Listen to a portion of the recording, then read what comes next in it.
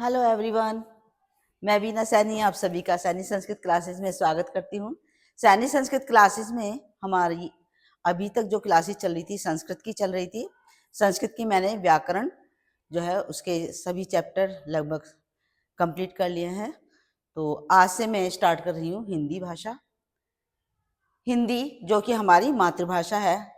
तो इसमें सबसे पहले हम जानेंगे कि भाषा क्या है।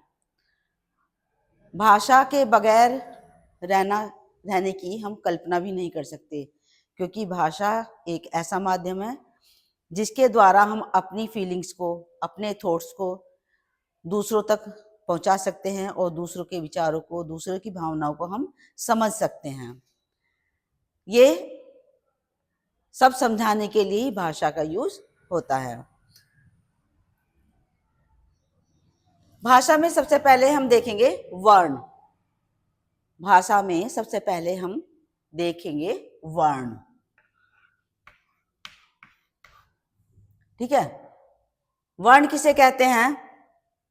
भाषा की वह सब छोटी से छोटी ध्वनि जिसके टुकड़े ना किए जा सकते हैं। वर्ण भाषा की वह छोटी से छोटी ध्वनि होती है जिसके हम टुकड़े नहीं कर सकते हैं। जैसे ए, आ, क, ख, ग, कोई भी वर्ण, इसके हम इससे ज्यादा कोई टुकड़े नहीं कर सकते। तो ये हमारा वर्ण है। फिर आता है शब्द। इसके बाद आता है शब्द। शब्द क्या है? वर्णों का एक ऐसा समूह जो शब्दों की का निर्माण करता है। कि वर्ण एक सार्थक, वर्णों का एक सार्थक समूह जो शब्दों की रचना करता है। जैसे यदि हम लिख दे कै, लें, मैं, ठीक है, तो ये यदि अलग अलग हैं, इनको हम एक साथ जोड़ दें तो क्या बन जाएगा हमारा? कलम। ये हमारे अलग अलग वर्ण हैं। ठीक है, इनके टुकड़े नहीं किए जा सकते, लेकिन इनको यदि अलग अलग, ये शब्द पूरा एक बन गया कलम। कलम के हम टुकड़े कर सकते हैं, कै अलग, कै वर्ण, लै वर्ण और मै वर्ण। लेकिन इन वर्णों का जो समूह बना वो हमारा एक शब्द बन गया कलम। ठीक है, इसके बाद आता है हमारा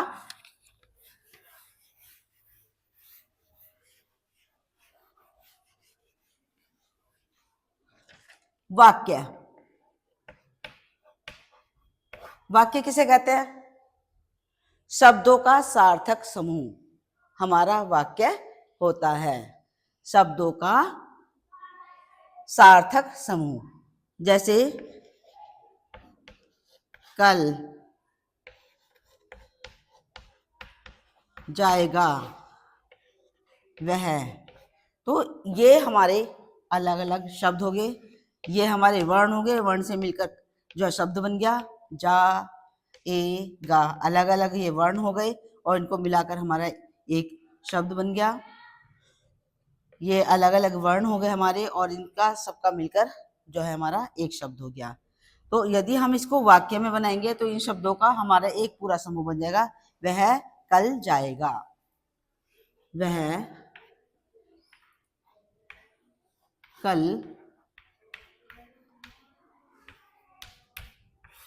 जाएगा।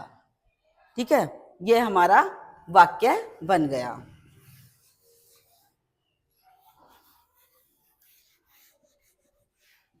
अब भाषा का तो मैंने आप लोगों को समझा ही दिया कि भाषा किसे कहते हैं। कि भाषा जिसके माध्यम से हम अपने फीलिंग्स को, अपने थॉट्स को, अपने विचारों को एक दूसरे तक पहुंचा सकते हैं। फिर आती है हमारी कि भाषा के कितने रूप होते हैं। भाषा के कितने रूप होते हैं? भाषा के वैसे तो दो रूप होते हैं, एक तो मौखिक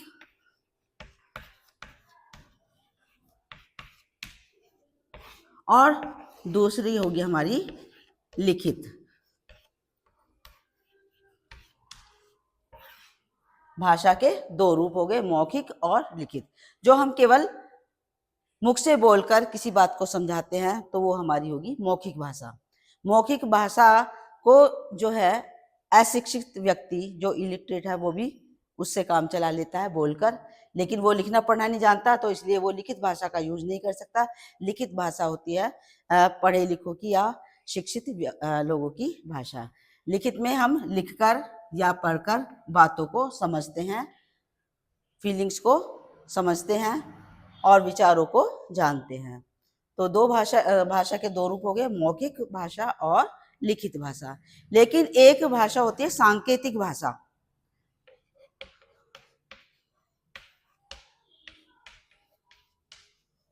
सांकेतिक भाषा। अब ये सांकेतिक भाषा क्या है? यदि व्यक्ति गूंगा है या फिर बहरा है, तो वो यदि गूंगा है तो बोल नहीं सकता है, बहरा है तो सुन नहीं सकता। ठीक है, तो उसके लिए क्या है, ना तो मौखिक, मतलब गूंगा है तो बोल नहीं सकता है, और बहरा अच्छा लेकिन अंधा होगा तो लिख भी नहीं सकता, ये भी है। तो मौखिक भाषा या लिखित भाषा का यूज वो लोग नहीं कर सकते। तो या फिर कभी कभी ऐसा होता है कि हम बहुत दूरी पर खड़े हुए हैं, कि एक व्यक्ति यहाँ खड़ा है, एक दूसरा बहुत काफी दूरी पर खड़ा हुआ है, और हम बात को बोलकर चिल्लाकर समझाना चाह रहे हैं लेकिन समझ में नहीं आ रही है, तो क्या होता है, हम संकेतों के माध्यम से अपनी भाषा को समझाते हैं। तो वो होती है सांकेतिक भाषा।